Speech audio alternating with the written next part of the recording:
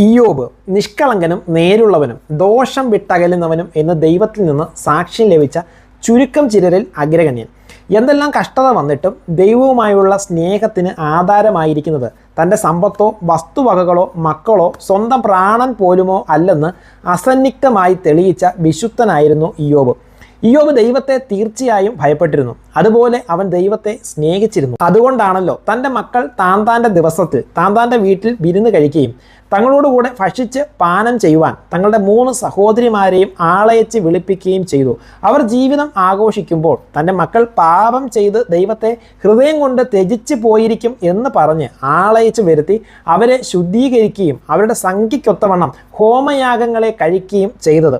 സാത്താൻ ഇയ്യോബിനെ പരീക്ഷിക്കേണ്ടതിന് അനുവാദം ചോദിച്ചു ദൈവസന്നിധി നിൽക്കുമ്പോൾ ഒരു പേടിയുമില്ലാതെ അവനെ ഏൽപ്പിച്ചു കൊടുത്തത് അവനെ ശോധന ചെയ്താലും അവൻ പൊന്നുപോലെ പുറത്തു വരുമെന്ന് ദൈവത്തിന് ഉറപ്പുള്ളത് കൊണ്ടാണ്. പഴയ നിയമ ഭക്തനായിരുന്ന ഇയ്യോബ് മോശ മുഖാന്തരം നൽകിയ ന്യായപ്രമാണം ദൈവത്തിൻ്റെ ഹൃദയമായിരുന്നു നൽകിയതെന്ന് മനസ്സിലാക്കി അനുസരിക്കുവാൻ വ്യഗ്രത കാട്ടി.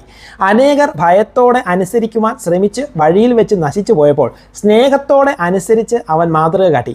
എന്നെ വീണ്ടെടുക്കുന്നവൻ ജീവിച്ചിരിക്കുന്നുവെന്നും എൻ്റെ ത്വക്ക് ഇങ്ങനെ നശിച്ച ശേഷം ഞാൻ ദേഹസഹിതനായി ദൈവത്തെ കാണുമെന്നും അന്യൻ്റെ കണ്ണുകൊണ്ടല്ല ഞാൻ അവനെ കാണുമെന്നും അവൻ ഉറപ്പ് പ്രാപിച്ചു. ക്രൂശിൻ്റെ ദർശനം കിട്ടാത്ത പഴയ നിയമ ഭക്തനായിരുന്ന ഇയ്യോബ് ഇതെല്ലാം അന്വർത്ഥമാക്കിയെങ്കിൽ കൃപയും സത്യവും നിറഞ്ഞവനായി കടന്നു വന്ന് ക്രൂശിൽ നമുക്ക് വേണ്ടി പിടഞ്ഞു മരിച്ച് നമ്മുടെ സ്നേഹനാഥനായ യേശു കർത്താവിൻ്റെ സ്നേഹം മനസ്സിലാക്കിയ നാം ഓരോരുത്തരും അവനെ അനുസരിക്കുന്നത് സ്നേഹത്തിൽ നിന്നാണോ എന്ന് നമുക്കൊന്ന് ശോധന ചെയ്യാം. ദൈവം ഏവരെയും അനുഗ്രഹിക്കുമാറാകട്ടെ.